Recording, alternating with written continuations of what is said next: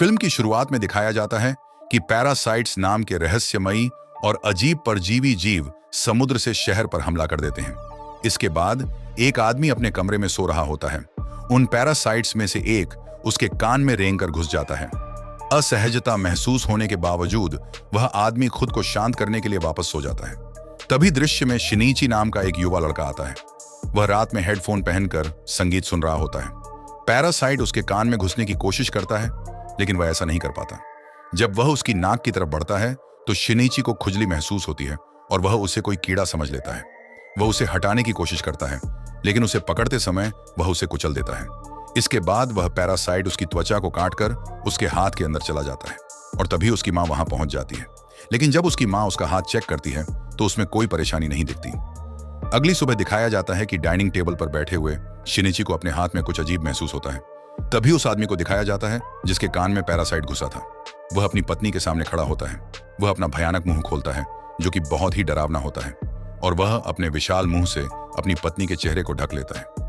यह सब उसी पैरासाइट की वजह से हो रहा था। इसके बाद शिनीची का सीन आता है जो स्कूल जाते समय रास्ते में अपनी दोस्त से मिलता है। वह उसकी रहस्यमयी हरकतों पर गौर करती है। जब वह स्कूल पहुंचता है तो उसके साथ कुछ असामान्य होने लगता है, क्योंकि उसके दाहिने हाथ में बहुत ज्यादा ताकत आ जाती है।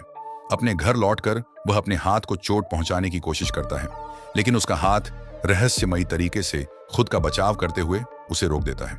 फिर दिखाया जाता है कि उसका हाथ एक पैरासाइट में बदल चुका है और वह शिनीची से बात कर रहा था। आगे दिखाया जाता है कि वह न केवल शिनीची की किताबें पढ़ता था, बल्कि उसका लैपटॉप भी इस्तेमाल करता था, क्योंकि उसे इंसानों के जीने के तौर तरीकों में दिलचस्पी थी। जब उसने शिनीची के शरीर में आगे बढ़ने की कोशिश की थी तो शिनीची ने उसे रोक दिया था। इसलिए उसने केवल दाहिने हाथ को संक्रमित किया था और उसी हाथ को नियंत्रित कर रहा था। वह अपना नाम मिगी घोषित करता है और अनुरोध करता है, मुझे कभी खुद से अलग मत करना। हालांकि पैरासाइट्स से संक्रमित सभी लोग पूरे शहर में तबाही मचा रहे थे। वे इंसानों को मारकर अपनी भूख मिटा रहे थे। इसके उलट मिगी शिनीची को खींचकर एक होटल में ले जाता है जहां कई पैरासाइट्स इंसानों का मांस खा रहे होते हैं। वे शिनीची को भी संक्रमित समझकर उसे मांस ऑफर करते हैं, लेकिन वे उसका सिर काटने की कोशिश करते हैं, क्योंकि वह अभी भी इंसान था और पूरी तरह संक्रमित नहीं था। लेकिन मिगी शिनीची का बचाव करता है और उन पर हमला कर देता है, क्योंकि शिनीची की मौत के साथ वह खुद भी मर सकता था। इसलिए उसने अपने लिए यह कदम उठाया था। समाचारों में दिखाया जाता है कि स्थानीय लोग मारे जा रहे हैं और कोई भी कातिल के बारे में नहीं जान पा रहा है, क्योंकि पैरासाइट्स इस काम को बहुत ही चालाकी और गुपचुप तरीके से अंजाम दे रहे थे। शिनीची मिगी से कहता है, तुम अपने साथी पैरासाइट्स को इंसानों को खाने से क्यों नहीं रोकते? तब मिगी जवाब देता है, तुम भी तो सब्जियां और दूसरे जानवर खाते हो, ठीक उसी तरह हमारा भोजन इंसान है, तो इसमें गलत क्या है? स्कूल जाते समय वह शिनीची को बताता है कि तुम्हारे पास एक और पैरासाइट है। वह कोई और नहीं बल्कि उसकी टीचर थी। शिनीची को देखकर वह टीचर समझ जाती है कि वह संक्रमित है, लेकिन वह कहती है कि मुझसे डरने की जरूरत नहीं है, क्योंकि मैं इंसानों को नुकसान नहीं पहुंचाना चाहती, बल्कि मैं इंसानों के जीने का तरीका सीख रही हूं ताकि उनके गुण हमेशा मुझ में बने रहें। वह उसे 2 और पैरासाइट्स के पास ले जाती है, जिनमें एक पुलिस ऑफिसर और एक स्टूडेंट शामिल थे। वह कहती है, यह पुलिस ऑफिसर मेरा साथी है और हम एक बच्चे की उम्मीद कर रहे हैं, और वह बच्चा एक इंसान होगा। हम भी इंसानों की तरह अपनी जिंदगी जीना चाहते हैं। सरेआम हत्याएं, इनकी कोई जरूरत नहीं है, लेकिन हम एकांत में खाना चाहते हैं। क्या तुम हमारे ग्रुप का हिस्सा बनोगे? लेकिन मिगी असहमत हो जाता है। अगले दिन वही पुलिस ऑफिसर उनके पास आता है। तब मिगी शिनीची को बताता है, यह हमें मारने आया है, क्योंकि उसे पता चल गया है कि उस दिन होटल में हमने एक पैरासाइट को खत्म किया था। इसी बीच पुलिस ऑफिसर उन पर हमला कर देता है। मिगी और शिनीची उससे लड़ते हैं और आखिरकार वे उसे मार देते हैं। घर आकर शिनीची को ग्लानि महसूस हो रही होती है, क्योंकि उसने एक जान ली थी। दूसरी तरफ यह दिखाया जाता है कि वह पैरासाइट पुलिस ऑफिसर के शरीर से निकलकर दूसरे इंसान के शरीर में चला जाता है। वह कोई और नहीं बल्कि शिनीची की मां थी और वह शिनीची को मारने के लिए उसकी तरफ बढ़ रही थी। मिगी शिनीची को सचेत करता है, वह तुम्हें मारना चाहती है। शिनीची उससे कहता है, संभल कर बात करो, अगर तुमने मेरी मां के बारे में कुछ भी कहा तो, क्योंकि अपनी मां से उसका दिल से जुड़ाव था और वह अपनी मां को कभी खोना नहीं चाहता था। पहली ही नजर में उसकी मां का चेहरा भी दूसरे पैरासाइट्स की तरह एक पैरासाइट में बदल जाता है और वह शिनीची पर हमला कर देती है। बहुत ज्यादा खून बह जाने के कारण शिनीची मरने की कगार पर पहुंच जाता है। अगली सुबह दिखाया जाता है कि उसने खुद को ठीक कर लिया है। मिगी बताता है, तुम गंभीर रूप से घायल थे, लेकिन मैंने अपनी कोशिकाओं सेल्स से तुम्हारे घाव को ठीक कर दिया। लेकिन डरावनी बात यह थी कि मिगी के सेल्स शिनिची के अंदर ट्रांसफर हो चुके थे। वह पूरी तरह से एक इन्फेक्शन के असर में था। अब शिनिची अपनी मां की तलाश शुरू करता है, लेकिन वह उसे कहीं नहीं मिलती। फिर वह टीचर के पास जाकर उस पुलिस ऑफिसर के बारे में पूछता है, लेकिन टीचर भी कुछ नहीं बताती। मिगी उसे बताता है, मुझे दिन में 4 घंटे सोना होगा, उस समय तुम्हें अकेले ही लड़ना होगा क्योंकि मैं तुम्हारी रक्षा नहीं कर पाऊंगा। मिगी के सेल्स होने के कारण शिनिची में मिगी के गुण दिखाई देने लगे थे।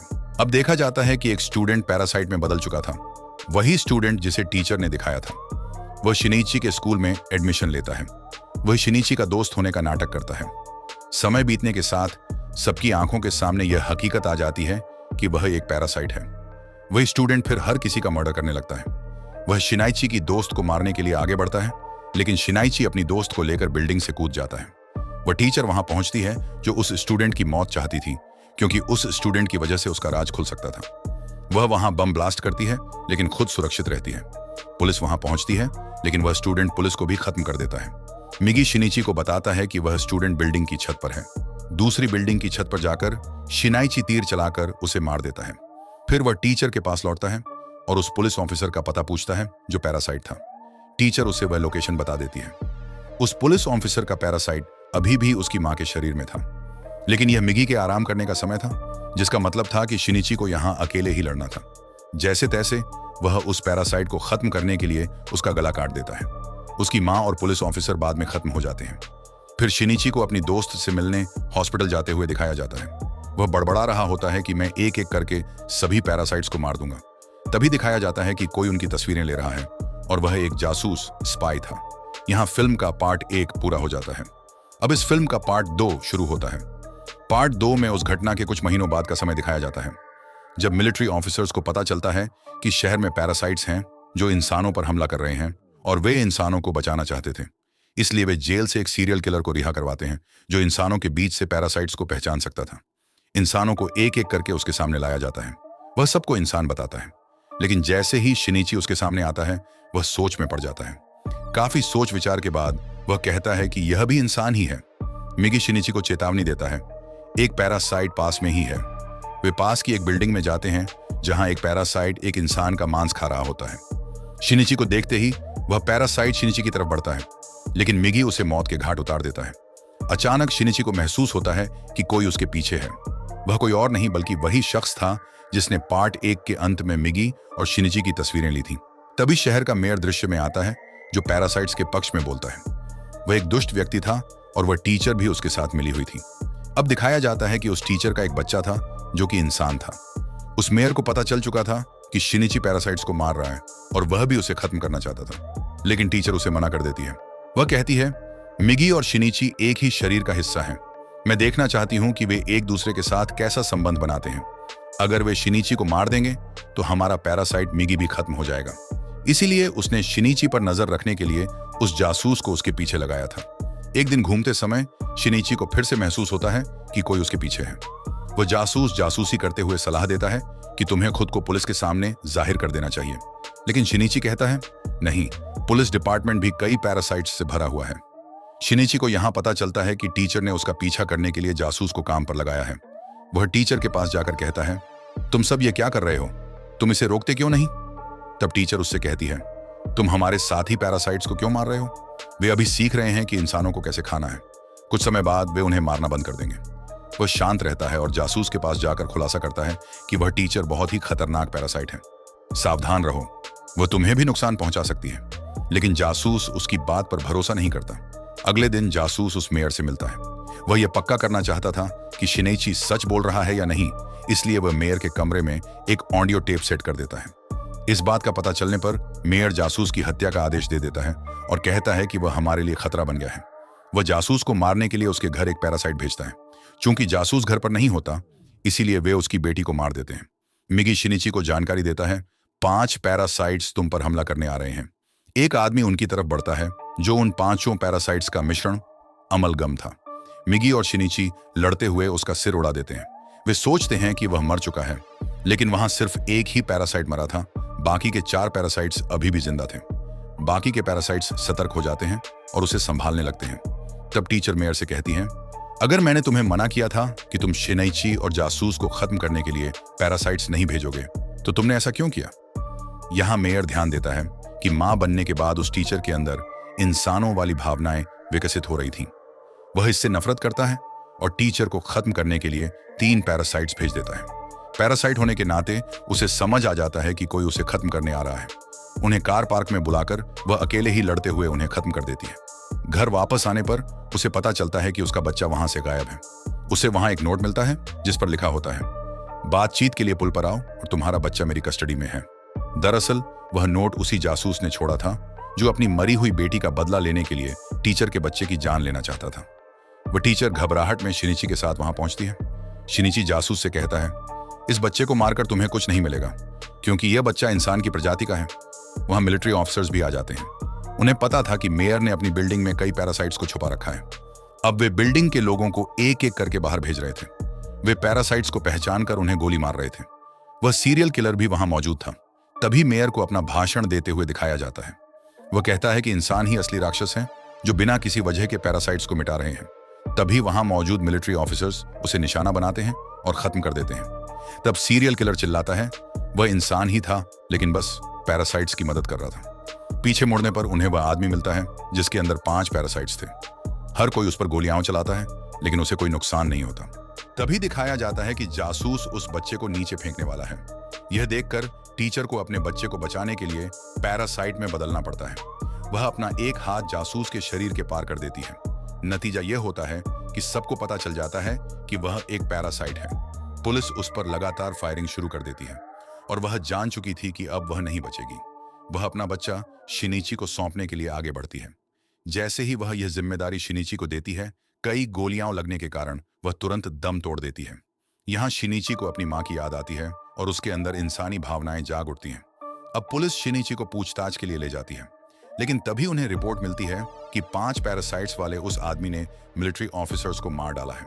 तब शिनिची उस जगह के लिए गाड़ी चलाता है, लेकिन वे पैरासाइट्स उसका एक्सीडेंट कर देते हैं और उसे रोक देते हैं। वह जंगल की तरफ भागता है। वह मिगी से कहता है, जब तक तुम मेरे साथ हो वह मुझे ढूंढ लेगा कि मैं कहाँ हूँ। वह मिगी से खुद को अलग करने का अनुरोध करता है। इसी बीच वह पैरासाइट वहां आ जाता है और उस पर हमला करने लगता है। शिनिची और मिगी अब दोस्त बन चुके थे, इसलिए मिगी शिनिची के शरीर से खुद को अलग करके बलिदान देता है। वह शिनिची को वहां से भाग जाने के लिए कहता है। मिगी उस पैरासाइट द्वारा मार दिया जाता है। इससे दुखी होकर शिनिची अपनी दोस्त के घर जाता है। वह दिल से उसका ख्याल रखती है। लेटे हुए वह अचानक गौर करता है कि उसके हाथ से मिगी का एक और हिस्सा बन रहा है। ऐसा इसलिए हुआ था क्योंकि जब मिगी ने उसे ठीक किया था तब मिगी का अंश शिनिची के शरीर में ट्रांसफर हो गया था। इसलिए अगर वह चाहता तो इसे दोबारा पैदा किया जा सकता था। शिनिची जानता है कि इसके बनते ही वह पैरासाइट फिर से मेरी लोकेशन ट्रैक कर लेगा। इसलिए वह अपनी दोस्त की जान की खातिर उसे अलविदा कहकर वहां से निकल जाता है। बाहर जाते ही वह पैरासाइट उसे पकड़ लेता है। एक मिल कारखाने में पहुंचकर शिनाइची एक केमिकल अर्थिंग रॉड उसके शरीर में घोंप देता है, लेकिन वह सुरक्षित रहता है। वह कहता है, तुम मेरे बारे में क्या सोच रहे हो? मैं तुम्हें मारने के बाद दूसरे इंसानों को मारूंगा और मेरे साथ के दूसरे पैरासाइट्स पूरी दुनिया पर राज करेंगे। वह शिनिची को मारने ही वाला होता है कि अचानक मिगी उसके हाथ के रूप में दोबारा जीवित हो जाता है। वह उस पैरासाइट पर हमला करता है। इसी बीच उस पैरासाइट के शरीर में दिक्कत होने लगती है और वह तड़पने लगता है। मिगी उसे बताता है कि उस रॉड में कई तरह के केमिकल्स थे जिससे तुमने उस पर वार किया था, इसलिए अब कोई भी पैरासाइट उसके शरीर पर नियंत्रण नहीं रखना चाहता। सभी पैरासाइट्स एक एक करके उसका शरीर छोड़ देते हैं। अब पीछे सिर्फ एक कंकाल बचा रह गया था। शिनिची उसे नीचे आग में फेंक देता है जिससे उसकी जान चली जाती है। काफी समय बाद सब कुछ रूटीन के मुताबिक सामान्य दिखाया जाता है। मिगी शिनिची से कह रहा है, इस दुनिया में अब कोई पैरासाइट नहीं बचा है, हम साथ नहीं रह सकते, मुझे तुम्हें छोड़कर जाना होगा। लेकिन शिनिची सहमत नहीं होता, पर मिगी खुद को पूरी तरह से अलग कर लेता है और शिनिची का असली हाथ वापस आ जाता है। दुखी होकर वह मिगी को याद करने लगता है। अब दिखाया जाता है कि काफी समय बीत चुका है। शिनिची और उसकी दोस्त एक खुशहाल जिंदगी जी रहे थे और वे उस टीचर के बच्चे से मिलने जाया करते थे। अचानक दिखाया जाता है कि वह सीरियल किलर वापस आ गया है। वह शिनिची की दोस्त को पकड़ लेता है। वह उसके कान में फुसफुसाता है, असली राक्षस इंसान है। लेकिन शिनिची की दोस्त उससे कहती है, असली राक्षस तुम हो, तुम लोगों को मारते हो। इस पर वह सीरियल किलर उसे बिल्डिंग से नीचे धक्का दे देता है, लेकिन शिनिची अचानक वहां पहुंचता है और अपना हाथ आगे बढ़ाकर उसे बचा लेता है। यहां उसे एहसास होता है कि मिगी ने इस काम में उसकी मदद की है। फिल्म का पार्ट 2 आखिरकार यहीं खत्म हो जाता है। अगर यह वीडियो आपको पसंद आई है तो प्लीज सेटी स्टोरी स्टूडियो को सब्सक्राइब जरूर करें। मिलते हैं किसी नए टॉपिक के साथ, तब तक के लिए अपना ख्याल रखें।